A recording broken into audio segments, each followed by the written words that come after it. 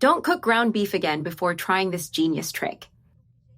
I'll start by chopping a medium onion here, which will add a lot of flavor to the base. Next, I add a bit of oil to the skillet, just enough for sautéing. You can also use 2 chopped garlic cloves if you want to enhance the flavor. I sauté the garlic together with the onion until lightly golden. Now let's prepare a super delicious meat and potatoes recipe. Besides being very tasty, it's a practical option with a great presentation. I'll now show you how I made this delicious dish here at home. The onion and garlic are well sautéed, releasing an irresistible aroma.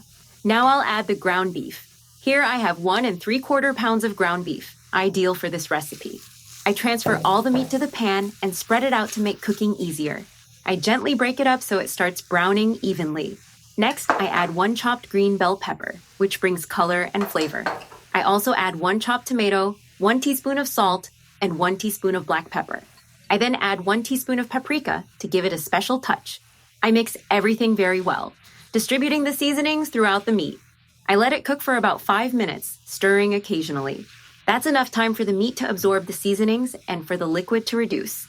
Now I add 1 packet of tomato sauce, which will make it nice and creamy. I also add 1 cup of water to balance the texture. I add chopped parsley to taste, which always brings a special freshness. I mix everything again so all the ingredients blend well. I let it cook for 5 more minutes until the sauce thickens nicely. That way, the meat will be extremely flavorful and well seasoned.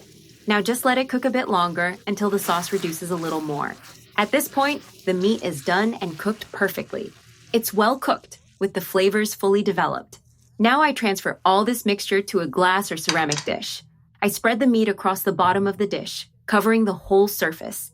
I smooth it out with a spoon to level it and now set it aside. Now let's prepare the potatoes, which will be the perfect complement. I have a few potatoes here, and I'll slice them very thin using a slicer. They come out this thickness, ideal for pre-cooking and baking. Now let's quickly pre-cook these potatoes. I place all the slices into a medium pot. These sliced potatoes cook faster, so this is just a pre-cook. I add 1 teaspoon of salt in hot water until fully covered. This already boiling water helps speed up the process. I fully cover them with water and turn on the heat.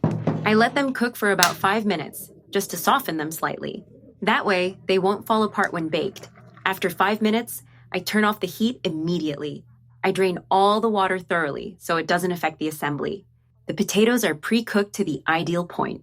Now let's assemble our recipe, layering the ingredients. I start by spreading the ground beef at the bottom of the dish. Then, I place the potato slices around the meat, one by one.